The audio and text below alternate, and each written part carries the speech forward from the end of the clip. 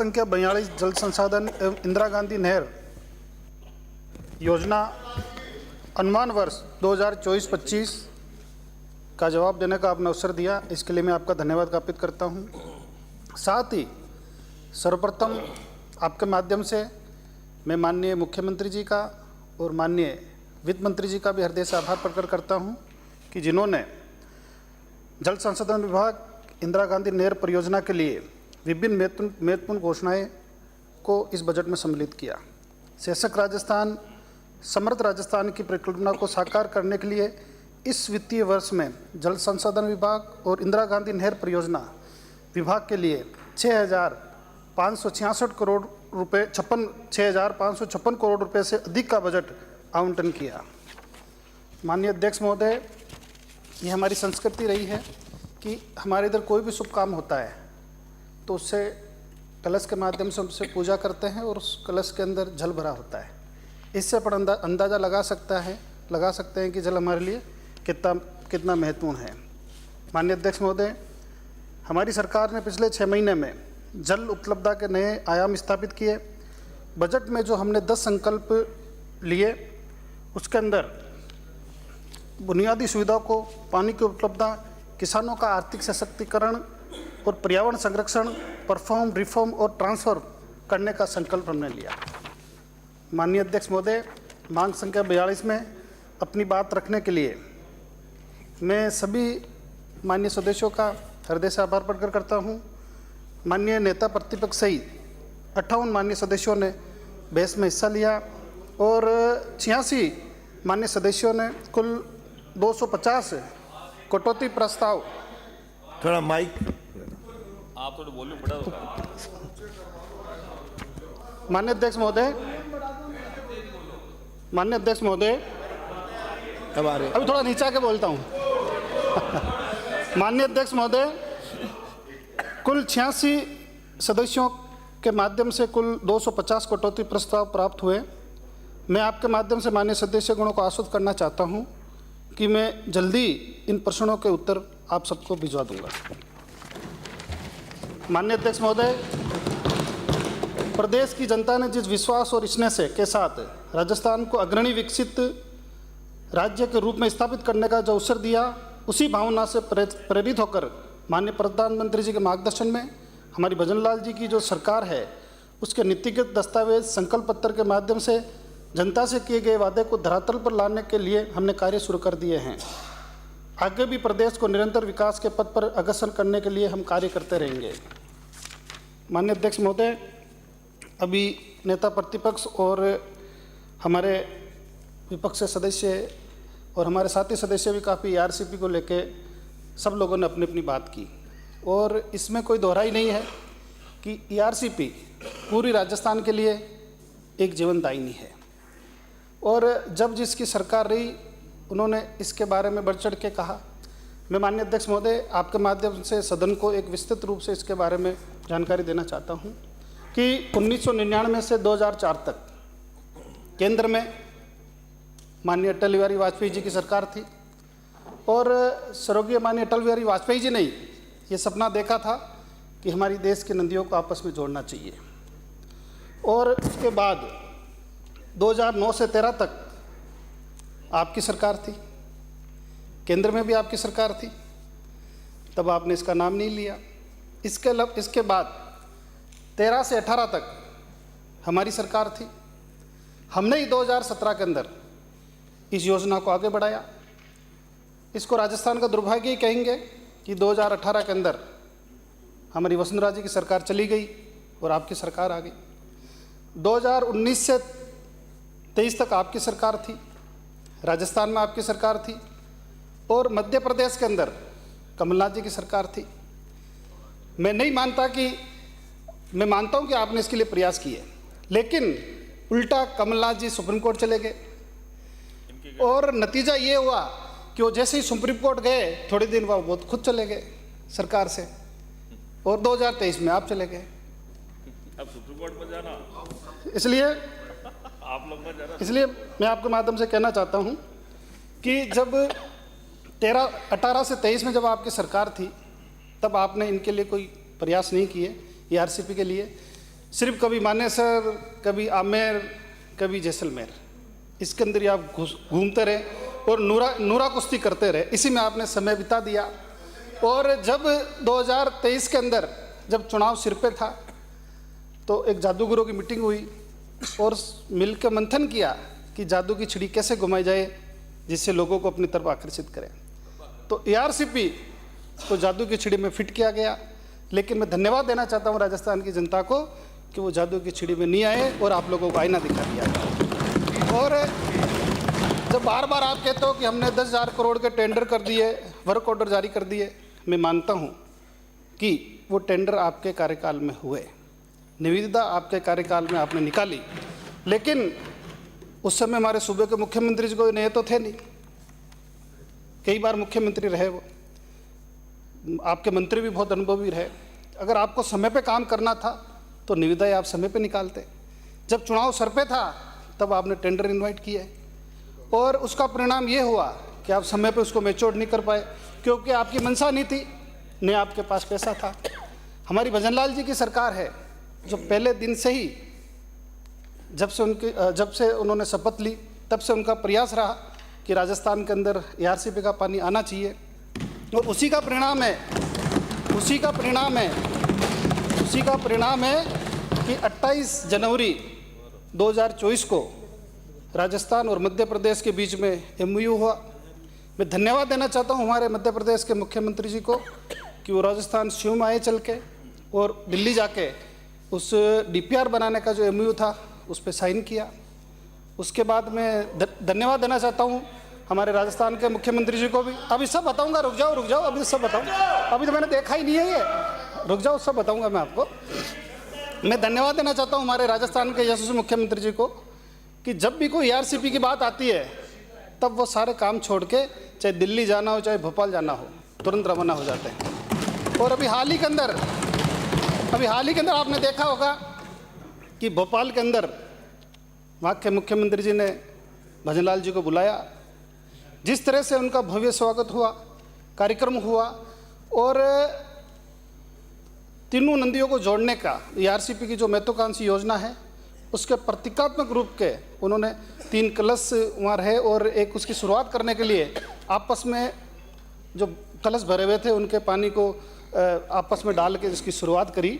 इससे आप लोग जो भ्रम फैला रहे हो कि साहब मध्य प्रदेश नहीं चाह रहा, तो आप लोगों को भ्रम भी दूर हो गया। तो इसलिए मैं दावे के साथ कह सकता हूँ कि मध्य प्रदेश और राजस्थान के बीच के अंदर जो ये DPR है हम जल्दी बना के केंद्रीय जल बोर्ड है उसको सबमिट करेंगे और इस दिशा के अंदर हम आगे बढ़ाएंगे। और मैं आज सदन के माध्यम से आपको विश्वास दिलाता हूँ कि ARCP का हम शिलान्यास जल्दी करेंगे और ये जो प्रथम पेज का जो काम है उसका लोकार्पण भी हम ही करेंगे। आप इसके लिए निश्चित रहें। माननीय अध्यक्ष महोदय, 9,700 करोड़ के टेंडर तो हमने खोले, आपने कहाँ से कर दिया? उसको मैच्योर तो हमने किए।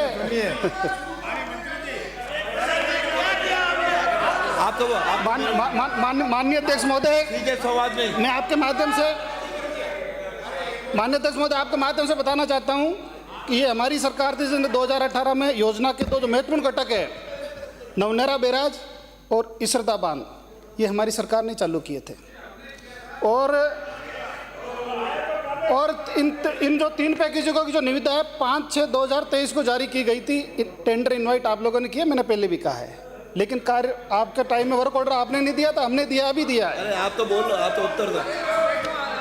राज्य में पेयजल की अत्यधिक आवश्यकता होने के बावजूद भी पिछली सरकार द्वारा असंवेदनशीलता का परिचय दिया और कार्य के क्रियान्वयन की दिशा में कोई कार्य नहीं किया गया।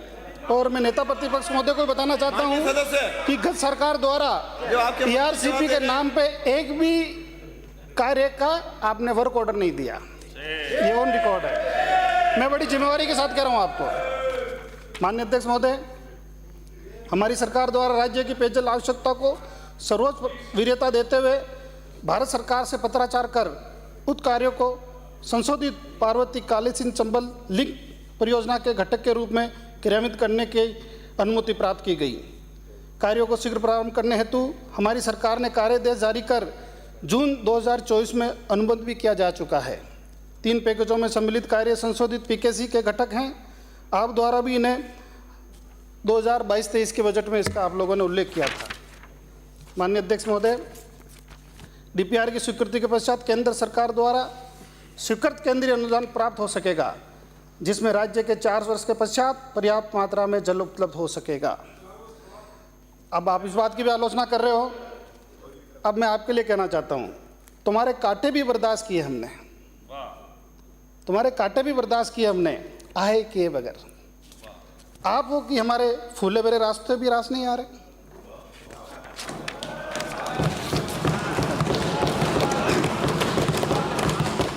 इस योजना के अंदर अच्छा सुनो तुम्हारे तो कांटे भी बर्दाश्त किए हमने, आए किए बगैर। आप हो कि हमारे फूले भरे रास्ते भी रास नहीं आते आपको। आप तो हमें कांटे पे चला रहे थे, हम तो फूलों पे चला रहे हैं आपको। हाँ।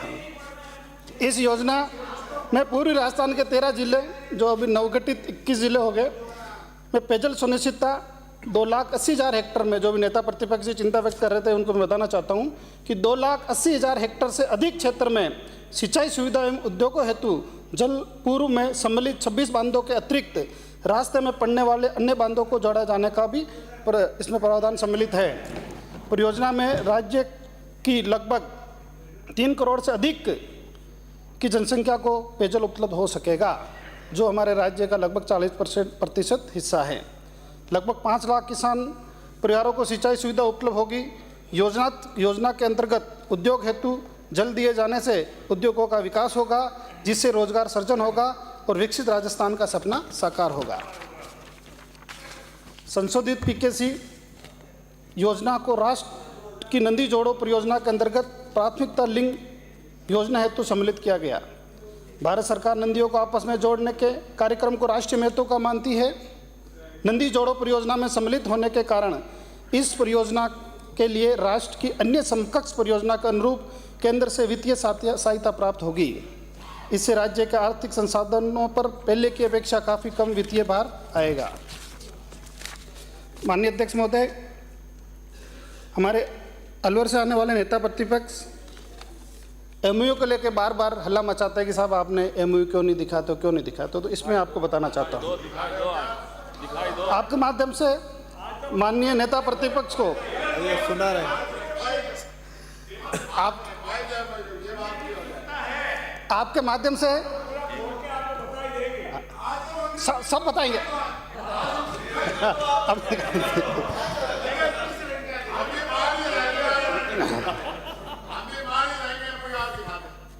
माननीय अध्यक्ष महोदय, मैं आपके माध्यम से नेता प्रतिपक्ष सदन को अवगत कराना चाहता हूं कि 28/1/2024 को मध्य प्रदेश के साथ जो एमओयू किया गया, उसका उद्देश्य मध्य प्रदेश व राजस्थान को एक मंच पर लाए आए व राज्य की आवश्यकता हेतु अपने क्षेत्र में जल संसाधनों का अनुकूलतम उपयोग करने के लिए डीपीआर तैयार की जाए।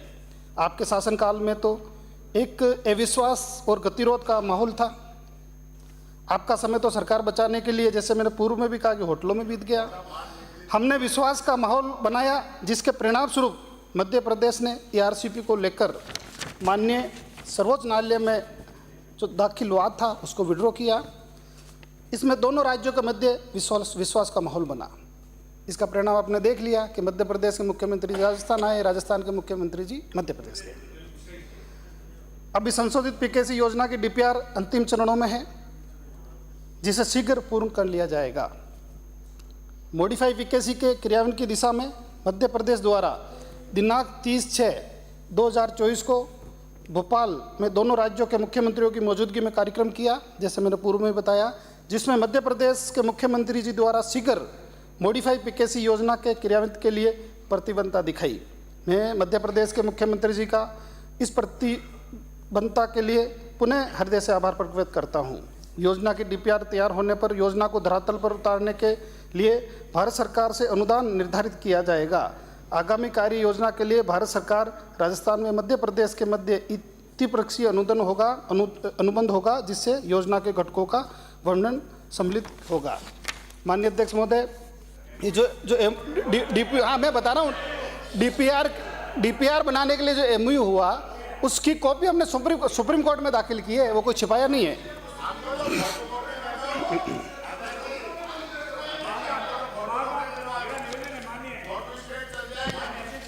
आपको ऑप्शन देंगे क्या? अरे मनीष, माननीय अध्यक्ष महोदय,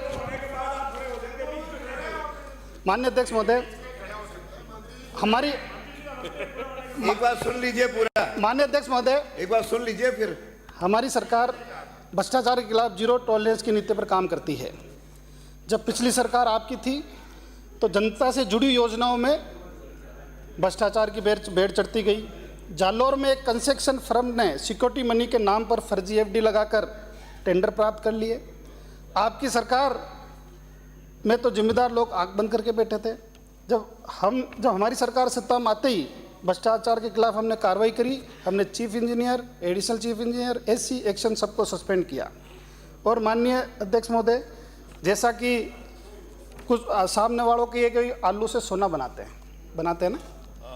तो वैसे ही एक परवन हमारी अपनी योजना है, उसके अंदर टेंडर में तो लोहे के पाइप लगने थे, लेकिन मौके पे प्लास्टिक के पाइप मिले। ये तो बड़ा जादू है। टेंडर के अंदर जो पाइप का साइज था वो तो बड़ा था, वहाँ जाके छोटा हो गया। तो ये कारनामा तो जादूगर लोग ही कर सकते हैं, दूसरा तो कोई कर नहीं सकते। अभी सामने से कुछ हमारे माननीय सदस्य कह रहे थे कि साहब नवनेरा भी हमारा है, परवन भी हमारा है। तो मैं आपको बताना चाहता हूँ कि ERCP की सोच हमारी थी, आप धरातल पर नहीं ला पाए। आप ध्यान से सुनना नेता प्रतिनिधि, परवन परियोजना हमारी पिछली सरकार ने शुरू की थी, आप पूरी नहीं कर पाए। नवनेरा बैराज का कार्यादेश हमने 2018 में जारी किया, आप पूरा नहीं कर पाए। धौलपुर लिफ्ट योजना हमने 2017 में चालू की, आप धरातल पर नहीं ला पाए। माई अपर हाई लेवल नहर हमारी सोच थी, आप पूरा नहीं कर पाए। पीपलकुट हाई लेवल नहर हमारी सोच थी, आप पूरा नहीं कर पाए। जाइका और NDB से ऋण अनुबंध कर परियोजनाएं हमने शुरू की, आप पूरा नहीं कर पाए। सिर्फ बात करने से काम नहीं होता, काम करने से होता है। अब मैं यमुना समझो, अब यमुना जो जल की बात है उस पर भी मैं आप लोगों को बताना चाहता हूँ। माननीय नेता प्रतिपक्ष, आपको मैं फिर कहना चाहता हूँ, सिर्फ खामियां ने गिनाओ किसी शख्स की, सिर्फ खामियां ने गिनाओ किसी शख्स की, बरखुदार खूबियों पर नजर बड़ी सेहतमंद होती है।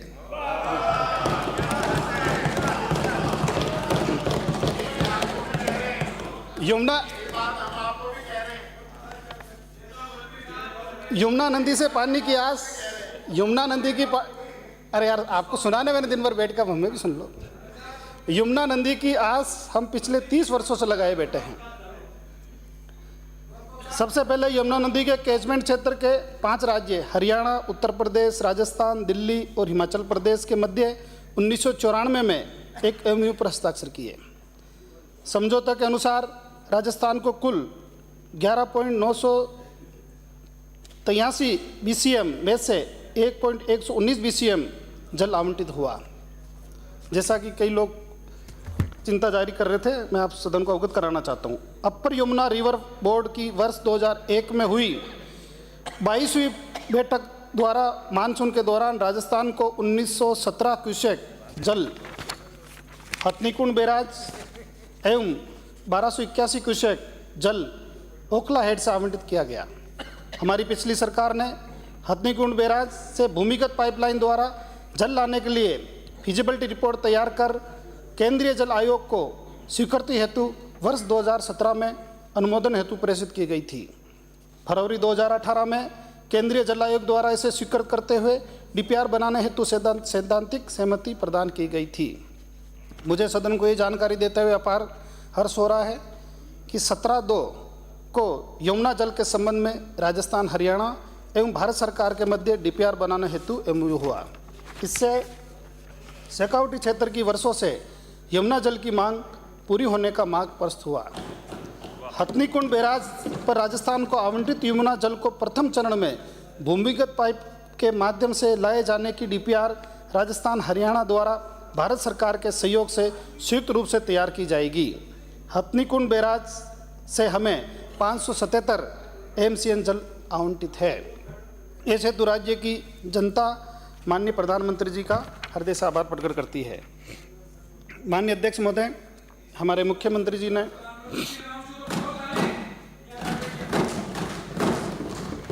माननीय अध्यक्ष महोदय, बजट के अंदर हमारे मुख्यमंत्री जी के निर्देशन में हमारे वित्त मंत्री जी ने रन ऑफ वाटर ग्रिड की स्थापना की बात कही है। मैं इसके बारे में भी आपको बताना चाहता हूं कि वर्तमान में समूचा विश्व ग्लोबल वार्मिंग एवं इसके दुष्प्रभाव के कारण जलवायु परिवर्तन का सामना कर रहा है, जिसके कारण मानसून अवधि के वर्षा तंत्र में बदलाव आया है। अनेक वर्षों से वर्षा अतिवर्षी तो कहीं अल्पवृष्टि के रूप में सामने आई है। इस बदले जलवायु तंत्र को समझने के लिए गहन अध्ययन की आवश्यकता है। अतिवृष्टि मानव के नियंत्रण के बाहर है। अतिवृष्टि के कारण आमजन, पशुधन, सार्वजनिक संपत्ति को नुकसान की आशंका बनी रहती है एवं जल व्यर्थ बहकर राज्य से बाहर चला जाता है। इसी समय कुछ क्षेत्र जल की कमी से जूझते रहते हैं।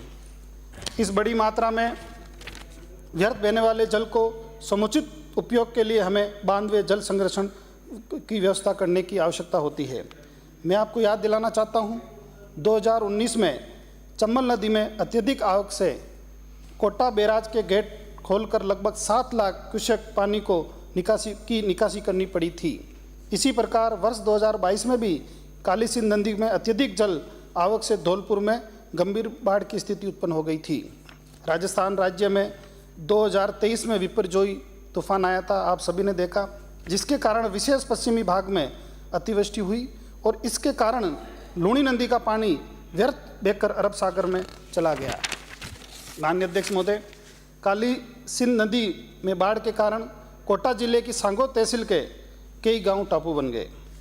2022 में धौलपुर में बाढ़ आई, जिसके कारण चंबल नदी ने धौलपुर का एक नया उच्चतम जल स्तर पर चढ़ गया। इसके कारण वहाँ लोगों को काफ़ी परेशानी हुई।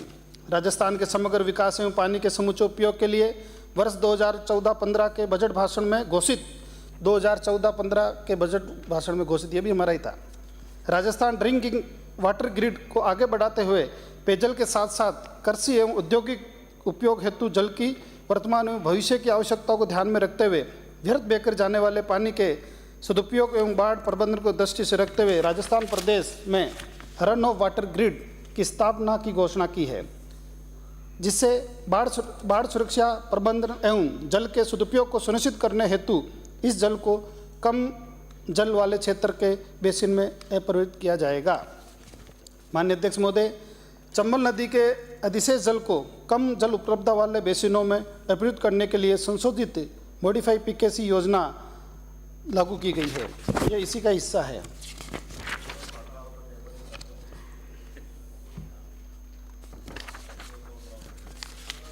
चलो तो आपके लिए कुछ बोल देता हूँ। मैं तो बोलता नहीं, लेकिन आप बोल रहे इसलिए बोल रहा हूँ। जनता जनार्दन के हौसले से आता है, जनता जनार्दन के हौसले से आता है सियासत में आवाज़ का हुनर। आवामों के ठुकराए हो कि जमा लड़खड़ाने लगती है। माननीय अगले मंत्री माननीय संजय जी, हो गया? मैं प्रस्ताव करता हूँ सदन का समय आज की कार्यसूची समाप्त होने तक के लिए बढ़ाया जाए। मैं सोचा आपका पूरा हो गया। नहीं, माननीय अभी आधा घंटा दिया हुआ ही नहीं माननीय अध्यक्ष महोदय, आधा घंटा बाकी है। बोलिए क्या हो रहा है? माननीय अध्यक्ष महोदय, कल तक बढ़ा दें। हमारे बजट के अंदर माननीय मुख्यमंत्री जी ने नदियों को पुनर्जीवित करने की भी बात कही है। हमारी राजस्थान के अंदर बहुत सारी ऐसी नदियां हैं।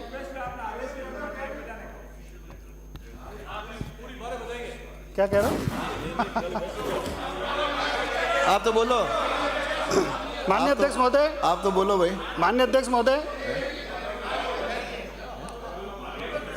बोलता रहो। माननीय अध्यक्ष महोदय, हमारे बजट में माननीय मुख्यमंत्री जी ने नदियों को पुनर्जीवित करने की भी बात कही है और ऋग्वेद में भी नदियों को समस्त प्राणियों के लिए सुखदायी और कल्याणकारी माना है। यजुर्वेद में भी नदियों के जल को अंतही मानते हुए जल को संचित कर जल प्रबंधन का आह्वान किया है। माननीय अध्यक्ष महोदय, हमारे राजस्थान के अंदर जितनी भी महत्वपूर्ण नदियां हैं उसका हम जीर्णोद्धार करेंगे और उसकी साफ सफाई करेंगे। और ये राजस्थान के इतिहास में पहली बार माननीय मुख्यमंत्री जी ने 500 करोड़ की लागत से, जिसमें बांधों की भराव की पुनर्स्थापना भी शामिल है, ये आदि हम कार्य कराएंगे। और तो नदी और नालों के बाढ़ की जो आवक है उसके अंदर साफ सफाई का कार्य भी हम कराएंगे। इसके साथ ही नहरों के जीर्णोद्धार के साथ ही 100 एनीकट और बांध के लिए भी माननीय मुख्यमंत्री जी का मैं धन्यवाद ज्ञापित करता हूँ कि उन्होंने बजट के अंदर घोषणा करी। इसके अलावा जल संसाधन विभाग की कुछ हमारी महत्वपूर्ण वृहद परियोजनाएं हैं, उसके बारे में भी मैं संक्षिप्त में आपको बताना चाहता हूं कि हमारी प्रवन बहुउद्देशीय जो सिंचाई परियोजना है, इसके लिए मैं वर्ष 2024-25 में इस पर 750 करोड़ रुपए खर्च करेंगे। हमारी धौलपुर लिफ्ट सिंचाई परियोजना है, इसके ऊपर हम 2024-25 में 150 करोड़ रुपए खर्च करेंगे। हमारी काली तीर परियोजना है, उसके ऊपर वर्ष 2024-25 में 275 करोड़ रुपए खर्च करेंगे। हमारी नवनेरा बैराज परियोजना है, इसके ऊपर हम वर्ष 2024-25 में 150 करोड़ रुपए खर्च करेंगे। माई अपर हाई लेवल कैलान है, इसके ऊपर हम 2024-25 में 550 करोड़ रुपए खर्च करेंगे। पीपलकुट हाई लेवल कैनाल परियोजना है, इस पे हम 550 करोड़ रुपए खर्च करेंगे। हमारी प्रमुख प्रकृतिगत मध्य जो सिंचाई परियोजनाएं हैं, कुल 5 परियोजनाएं हैं, जिसके अंदर गरड़दा, तकली, गंगी, तलाई, हथियादे आदि योजना है, इसके ऊपर भी हम 91 करोड़ रुपए खर्च करेंगे। इस तरह से माननीय मुख्यमंत्री जी का मैं धन्यवाद ज्ञापित करता हूं कि राजस्थान के समग्र विकास के लिए उन्होंने चौमुखी बजट हमारे विभाग को दिया। हम सिद्धमुख नहर सिंचाई परियोजना, इसके बारे में भी मैं सदन को अवगत कराना चाहता हूं कि सिद्धमुख नहर सिंचाई परियोजना से हनुमानगढ़ जिले की नहर व भादरा तहसील तथा चूरू जिले की सादुलपुर तहसील का 1,11,558 हेक्टेयर क्षेत्र संचित हो रहा है। सिद्धमुख नहर एवं अमर सिंह सब ब्रांच परियोजनाओं की नहरों के री-लाइनिंग कार्यों की घोषणा तो पूर्ववर्ती सरकार द्वारा की गई थी, किंतु कार्य अभी तक संपादित नहीं किए गए। हमारी सरकार द्वारा जायका में वित्त पोषित पार WSLIP के अंतर्गत उक्त क्षेत्र की नहरों के जीर्णोद्धार हेतु 267 करोड़ रुपए और 16 लाख रुपए की लागत से कुल 6 कार्य कराए जाएंगे। मैं सबसे पहले बीकानेर सियासत के पूर्व महाराजा श्री गंगा सिंह जी को नमन करता हूं और बहस के दौरान कई सदस्यों ने भी उनको याद किया, इनका भी मैं धन्यवाद ज्ञापित करता हूं, जिनकी सूझबूझ और अथक प्रयास के परिणाम स्वरूप गंग नहर का निर्माण वर्ष 1922 से 1927 की अवधि में हुआ। तत्पश्चात समय समय पर इसका आधुनिकीकरण जीर्णोद्धार कराया गया। इस नहर से श्री गंगानगर जिले के 3,14,000 हेक्टेयर क्षेत्र में सिंचाई सुविधा उपलब्ध कराई जा रही है। गंग नहर सिंचाई परियोजना में टेल क्षेत्र तक के काश्तकारों को समय पर आवश्यक मात्रा में जल उपलब्ध कराने की मांग काफ़ी अरसे से की जा रही है। इस हेतु बेहतर जल प्रबंधन तथा पानी का दक्षतापूर्ण उपयोग सुनिश्चित करने के उद्देश्य से 695 करोड़ की लागत से नहर व मेघों के पानी की मात्रा के नियंत्रण एवं वितरण हेतु ऑटोमेशन का कार्य कराया जाएगा। इस हेतु CWTC द्वारा DPR अनुमोदित की जा चुकी है। गंग नहर परियोजना को फिरोजपुर फीडर के माध्यम से पानी प्राप्त होता है। फिरोजपुर फीडर काफ़ी पुरानी होने के कारण इसकी लाइनिंग क्षतिग्रस्त हो चुकी है, जिससे ये अपनी निर्धारित क्षमता 11,192 क्यूसेक के अनुसार पानी नहीं ले पाती है। इससे गंग नहर परियोजना के काश्तकारों को काफ़ी नुकसान हो रहा है। इस फीडर के पुनर्निर्माण हेतु पिछली सरकार द्वारा भी घोषणा की गई थी, किंतु अभी तक कार्य संपादित नहीं हुआ। अब हमारी सरकार द्वारा फिरोजपुर फीडर के पुनर्निर्माण हेतु 200 करोड़ रुपए का प्रावधान किया गया है। इस कार्य की DPR पंजाब द्वारा तैयार की जा रही है। इसके अलावा मैं कुछ नई जो घोषणाएं हैं उसके बारे में भी बताना चाहता हूं, कुछ हमने नवाचार किए उसके बारे में भी बताना चाहता हूं। माननीय अध्यक्ष महोदय, हमारे विभाग में जल स्रोतों, बांधों, नहरों तथा सभी जल वितरण संबंधी समस्त विवरण जनता को सहजता से उपलब्ध हो, इसके लिए जल संसाधन सूचना प्रणाली को डेस्क बोर्ड विकसित किया गया, जिसका 15 मार्च 2024 को लोकार्पण किया गया था तथा वर्तमान में लाभान्वितों के लिए उपलब्ध है। जल संसाधन के मॉड्यूल में वर्षा, बांध, नहर, स्काडा, हाइड्रोमेट स्टेशन के आंकड़े व पुराने रिकॉर्ड इत्यादि एवं भूजल विभाग के मॉड्यूल में भू जल की स्थिति के आंकड़े उपलब्ध है। वर्तमान में बांध मॉड्यूल में 805 बांधों का ऐतिहासिक डेटा उपलब्ध है, जबकि 88 बांधों का लाइव डेटा पोर्टल पर उपलब्ध है। माननीय अध्यक्ष महोदय, हमारे चंबल बेसिन में राज्य के 3 महत्वपूर्ण बांध राणा प्रताप सागर, जवाहर सागर व कोटा बैराज को निर्मित किए हुए लगभग 55 से 60 वर्ष हो चुके हैं। अतः उपरोक्त बांधों एवं राज्य के चंबल नदी के किनारे स्थित जिलों की सुरक्षा की दृष्टि से तीनों बांधों के गेट बदलकर नए गेट लगाए जाएंगे, जिसकी अनुमानित लागत 110 करोड़ रुपए की होगी। राज्य के बड़े बांधों की सुरक्षा निर्धारित किए जाने हेतु नवीनतम तकनीकी से बने हुए उपकरणों को प्रथम चरण में 14 बांधों में राशि 20 करोड़ रुपए से किया जाएगा। राज्य के प्रत्येक माइक्रो सेट से सतही व भूजल की समग्र योजना बनाए जाने हेतु प्रत्येक माइक्रो सेट की सतही एवं भूजल की स्थिति का आकलन, इसमें बने हुए बांध, तालाब, जलाशय का चिन्हीकरण, माइक्रो सेट में कृषि, पेयजल एवं अन्य उपयोग हेतु आवश्यक जल व उपलब्धता के अतिरिक्त भूमि की स्थिति का आकलन किए जाने हेतु डीपीआर राशि 40 करोड़ रुपए बनाई जाएगी, जिसको वेब पोर्टल पर देखा जा सकेगा। गत वर्ष गंगनेर में बाढ़ की स्थिति उत्पन्न होने पर तहसील हनुमानगढ़, टीबी व पीलीबंगा के आबादी क्षेत्र में जान व माल की सुरक्षा का खतरा उत्पन्न हो गया था। गत सरकार के कार्यकाल में इस हेतु पर्याप्त बजट उपलब्ध नहीं कराए गए। इस संबंध में जिला हनुमानगढ़ व श्री गंगानगर में स्थित गंग नहर डाइवर्जन चैनल, घग्गर नदी के पटड़ों का सुदृढ़ीकरण, घग्गर डाइवर्जन चैनल के क्रॉस रेगुलेटर के गेटों व इंदिरा गांधी फीडर की आरडी 629 पर स्थित इंटेक स्ट्रक्चर के गेटों के मरम्मत एवं नवीनीकरण इत्यादि हेतु 10 करोड़ रुपए के कार्य कराए जाने की घोषणा करता हूं। माननीय अध्यक्ष महोदय, इसके अलावा मैं इंदिरा गांधी नहर विभाग के बारे में भी सदन को अवगत कराना चाहता हूं।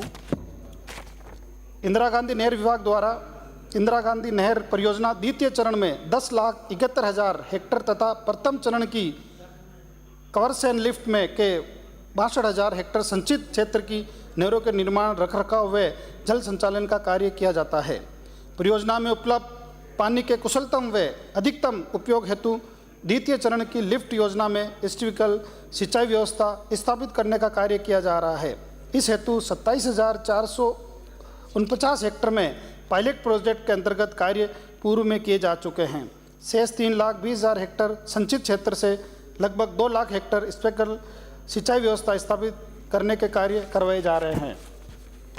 परियोजना के द्वितीय चरण के प्रवाह क्षेत्र की चारवाला शाखा की नहरें, जो विगत कई वर्षों से लगातार जल प्रवाह व समुचित रखरखाव के अभाव में जीर्ण शीर्ण हो गई थी, के नवीनीकरण, आधुनिकीकरण हेतु 94.2 करोड़ रुपए के कार्य करवाए जा रहे हैं। वर्ष 2024-25 हेतु विभाग को आयोजन मद के अंतर्गत 837 करोड़ रुपए 52 लाख रुपए आवंटित किए गए हैं, जिससे नहरों के निर्माण, रखरखाव, जल संचालन के अतिरिक्त नहरों के जीर्णोद्वार, प्रेशर सिंचाई व्यवस्था स्थापित करने आदि के कार्य किए जाएंगे। इस वर्ष डॉक्टर करण सिंह लिफ्ट नहर में सहस्रे 14,500 हेक्टेयर क्षेत्र में लगभग 270 करोड़ रुपए की लागत के कार्य प्रारंभ करवाकर सिंचाई सुविधा उपलब्ध कराया जाना प्रस्तावित है। चौधरी कुंभाराम आर्य लिफ्ट नहर में सहस्रे 33,000 हेक्टेयर क्षेत्र के लगभग 200 करोड़ रुपए की लागत के कार्य प्रारंभ करवाकर सिंचाई सुविधा उपलब्ध कराया जाना प्रस्तावित है। वीर तेजाजी लिफ्ट नहर में सहस्रे 8,320 हेक्टेयर क्षेत्र में लगभग 50 करोड़ रुपए की लागत के कार्य प्रारंभ करवाकर सिंचाई सुविधा उपलब्ध कराया जाना प्रस्तावित है। गुरु जमशेश्वर लिफ्ट नहर में सहस्रे 18,250 हेक्टेयर में लगभग 90 करोड़ रुपए की लागत के कार्य प्रारंभ करवाकर सिंचाई सुविधा उपलब्ध कराया जाना प्रस्तावित है। जय नारायण व्यास लिफ्ट नहर में 12,000 हेक्टेयर क्षेत्र में लगभग 75 करोड़ रुपए की लागत के विकास कार्य प्रारंभ कराई जाकर सिंचाई सुविधा उपलब्ध कराया जाना प्रस्तावित है। कवर सेन लिफ्ट योजना नहर लगभग 185 करोड़ की लागत से क्षतिग्रस्त खालों को जीर्णोद्धार कर प्रारंभ करें। सागरमहल गोपा शाखा प्रणाली में जीर्णोद्धार, बाबा रामदेव उप शाखा प्रणाली, इंदिरा गांधी नहर की बुर्जी में 1254 से 1458 के मध्य से निकलने वाली नहर प्रणाली सागरमाला गोपा शाखा बीरबल आदि का जीर्णोद्धार कराना प्रस्तावित है। आपके लिए एक और है। इंदिरा गांधी मुख्य नहर के बेहतर संचालन एवं नियंत्रण हेतु 23 करोड़ रुपए अनुमानित लागत से स्काडा सिस्टम का कार्य प्रारंभ करवाया जाना प्रस्तावित है। अब मैं एक बात बोलना चाहता हूँ, खुदा के दिए, सुनना थोड़ा, खुदा के दिए इल्म से घर, खुदा के दिए इल्म से घर जीत लिया होता आवाम का दिल, तो यूं बेकदरी से बेदखल न कर दिए गए होते। माननीय अध्यक्ष महोदय, हो गया हो गया।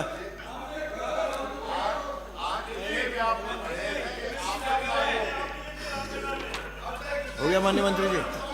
माननीय मंत्री जी बोलो, बाकी है तो बोलो, और बाकी हो तो बोलो बड़ा। माननीय अध्यक्ष महोदय, मत ध्यान दो। माननीय अध्यक्ष महोदय, आधा हो गया, अभी आधा हो गया पूरा, हो गया। आधा बाकी है। माननीय अध्यक्ष महोदय, मैं रामगढ़ बांध के बारे में मैं बताना चाहता हूं।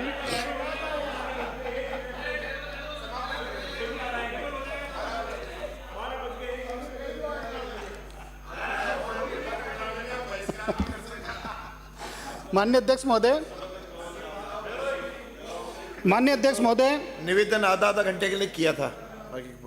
नहीं, कितना टाइम हो गया वैसा अध्यक्ष जी, कितना टाइम हो गया आपको? हाँ, आपको होगा 37 मिनट। 37 मिनट हो गए। बस माननीय अध्यक्ष महोदय 5 मिनट और लूँगा। मैं रामगढ़ बांध के बारे में आपको बताना चाहता हूँ। माननीय नेता प्रतिपक्ष जी ने इस सदन में 16 जुलाई को रामगढ़ बांध की स्थिति पर चिंता जताई थी। जयपुर शहर की इस महत्वपूर्ण बात पर सदन का ध्यान आकर्षण करने के लिए आपने जो मौका दिया, इसके लिए मैं आपका धन्यवाद ज्ञापित करता हूँ। रामगढ़ बांध कैचमेंट एरिया और भराव क्षेत्र में अतिक्रमण अवरोधों के संबंध में 15वीं विधानसभा के विभिन्न सत्रों में जब आप मंत्री थे, माननीय सदस्यों द्वारा प्रश्न उठाए गए, जिसमें आपकी तत्कालीन सरकार द्वारा भी यही माना कि भराव या बाव क्षेत्र में किसी प्रकार का कोई अतिक्रमण नहीं किया जा रहा है। जो भी अतिक्रमण या अवरोध चिन्हित किए गए थे, उन्हें जल संसाधन विभाग, जेडीए और राजस्व विभाग द्वारा समय समय पर हटाया जा रहा है। रामगढ़ बांध की समस्या गंभीरता को समझने के लिए सदन को कुछ तथ्यों से मैं अवगत कराना चाहता हूँ। बांध का भराव क्षेत्र, बाव क्षेत्र, कैचमेंट एरिया और ओवरफ्लो, ये सब मिलके एक बांध की संरचना होती है। तो बांध का जो जलग्रहण क्षेत्र है वह संपूर्ण क्षेत्र है जिसमें सबसे दूरी से पानी की आवक होती है। इस क्षेत्र में खेत, सड़क, परवा क्षेत्र, नदी, नाले एवं पहाड़ सब कुछ समावित है। रामगढ़ बांध का कुल जलग्रहण क्षेत्र लगभग 76,900 हेक्टेयर है। कितना? 76,900 हेक्टेयर इसका कैचमेंट एरिया। और इसका जो जल प्रवाह क्षेत्र, पानी भी लाएंगे हम, जल्दी लाएंगे आरसीपी का, चिंता ना करो। जल प्रवाह जो क्षेत्र है वो नदी नाले जिसमें बांध में आने वाला पानी बहकर आता है, इस क्षेत्र को जल प्रवाह क्षेत्र कहते हैं। मैं ज्ञानवर्धन के लिए बता रहा हूँ ताकि सबको ध्यान रहे। इस क्षेत्र को जल प्रवाह क्षेत्र कहते हैं। इस बांध का जल प्रवाह क्षेत्र लगभग 3610.80 हेक्टेयर है, जिसे राजस्व विभाग के क्षेत्र अधिकार में 2679.88 हेक्टेयर है तथा जयपुर विकास प्राधिकरण में 930.92 हेक्टेयर है। उक्त वर्णित जल प्रवाह क्षेत्र के अलावा पानी की कई स्थानों पर निजी खातेदारी भूमि से होकर आता है। इस बांध का जल प्रवाह क्षेत्र 4 तहसीलों में, जमा रामगढ़ जिसमें 56 गांव है, आमेर जिसमें 41 गांव है, शाहपुरा जिसमें 24 गांव है, विराटनगर जिसमें 38 गांव में फैला हुआ है। इस संबंध में पानी आने के लिए मुख्य नदियों में बाणगंगा नदी, माधोनी नदी, रोड़ा नदी, गोमती का नाला, ऐसा करके इसका बड़ा विस्तृत एरिया है। जो हमारा बांध का जो भराव क्षेत्र है, इसके अंदर जिस क्षेत्र में बांध की पहाड़ से लगते हुए बांध का समस्त पानी संग्रह किया जाता है, इसे भराव क्षेत्र या डूब क्षेत्र कहते हैं।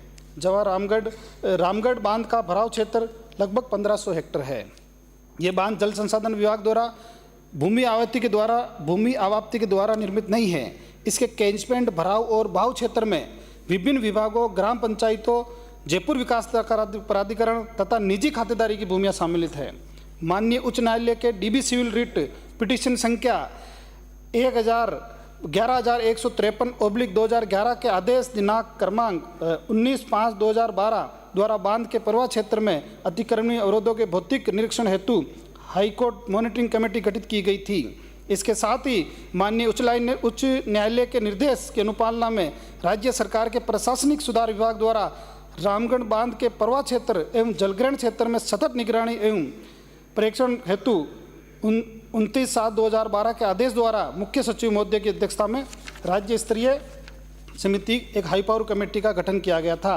तो 30/7/2022 के आदेश को जारी कर जिला स्तर पर जिला कलेक्टर की अध्यक्षता में जिला स्तरीय समिति भी गठित की गई थी। इसके द्वारा निरंतर बांध के परवा क्षेत्र में निरीक्षण कर हो रहे अतिक्रमण अवरोधों को हटाने के संबंध में संबंधित विभागों को निर्देशित किए जाते हैं एवं निरीक्षण की रिपोर्ट तैयार कर उच्च न्यायालय में प्रस्तुत की जाती है। हमारी सरकार के गठन में अभी 6 महीने हुए हैं, इसलिए ये नहीं कहा जा सकता कि जो भी कैचमेंट अवरोध बताए गए वे इस सरकार की अब तक की अवधि में हुए हो। फिर भी हम इस समस्या को गंभीरता को देख लेते हुए निकट भविष्य में प्रभावी कार्रवाई करेंगे।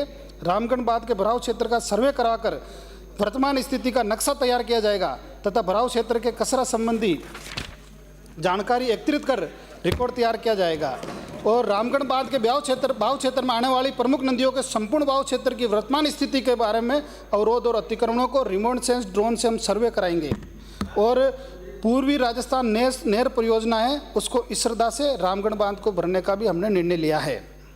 इस वर्ष के बजट प्रावधानों में नदी और नालों के बांधों की साफ सफाई जीर्णोद्धार के लिए 500 करोड़ का प्रावधान रखा गया है।